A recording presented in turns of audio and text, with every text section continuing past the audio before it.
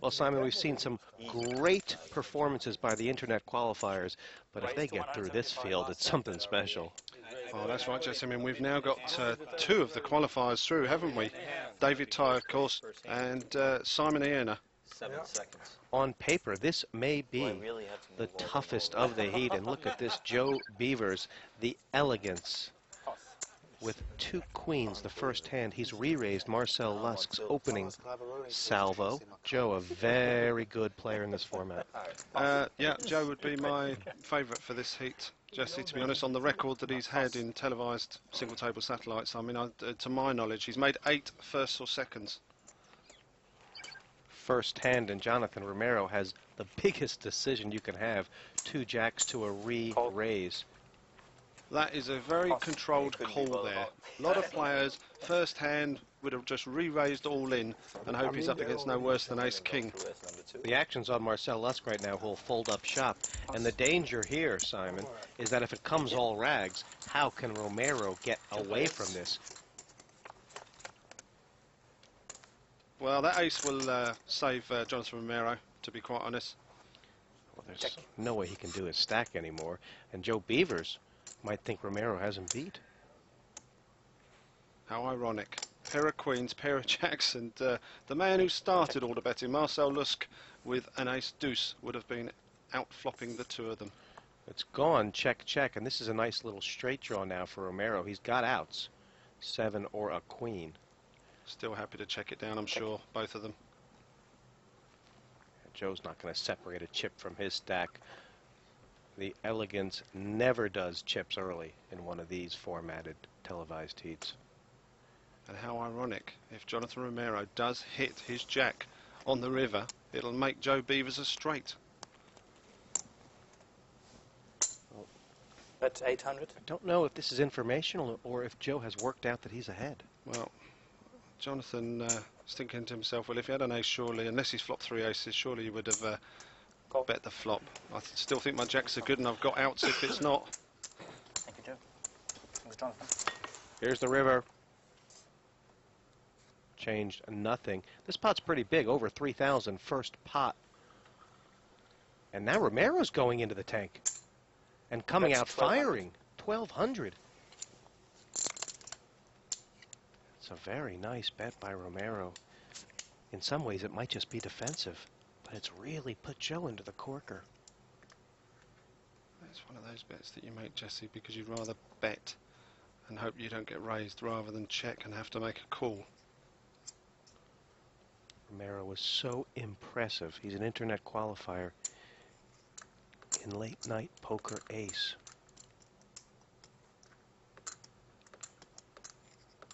All his gut instincts are telling him to call, I can tell you that. If it was a cash game, he would have called already, but Joe's a tournament player. He's laid him down. First strike for Jonathan Romero. Just one click at a He mouse. played it tricky. One click at a mouse. Hand number 5-6. Lawrence Taylor, Pepper Johnson, Ben Roberts to speak. 400 to call. Raise to 1,300. Ben's done a first position raise here with his tight position, but he's raised only 1,300. And the reason for that, Jesse, is he has a hand that with the 4,600 he's still got left, he can get away from an all-in re-raise or a big re-raise that commits him. Yeah, see, he's counting Ben Roberts' chips here. Well, there you go. He's got an ace-king. Another 4 now. He's going to put him all in. I'm all in. Yeah, Raise all in. he's said all in. Re-raise all in. Wow, do you know what? Call. Fair play to Ben Roberts. He's decided, I've got 2 live cards here, let's gamble. Wow, surprising call for Ben Roberts, but a calculated gamble, you say, Simon. Exactly. Yeah, it's a calculated gamble. He's not been getting any hands, and he's just decided, maybe this is my chance. Maybe if I call this time, I am going to hit it. And here comes the flop.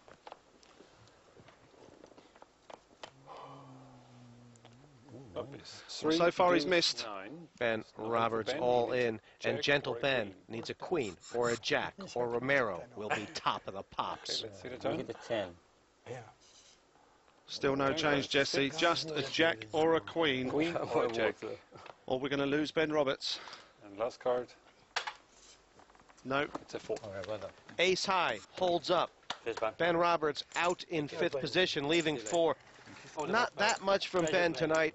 Take my word for it. Pure class. Walking out of the room now. Ben, it never really seemed to take off for you. And there's the leaderboard, Jesse. Jonathan Romero, the online qualifier, the guy that came second in his heat in Late Night Poker Race. He made it through to the final, was very disappointed with his 8th place finish, but he is top of the pops against two of the finest no-limit poker players in the world. 2 pairs.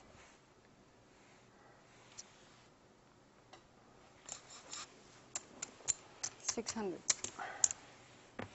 Call. Well, Lusk has outflopped Romero, bottom pair for Marcel. Check. And it was a minimum bet and call, and now Marcel's coming firing on the turn. 1,800. We know Romero's got game, but this would be beyond super. Wow, look at this. What can you say? Jonathan Romero limped in with King 8 offsuit, missed the flop, bet it. Wow. Even Marcel's just said wow. All he's got is bottom pair. How could he know that it's good? There are a couple of draws out there. Okay. Wow. That's what I do too. It's at 1,800. Marcel realizes he just fell into something. Little does he know, it was the clutches of Romero.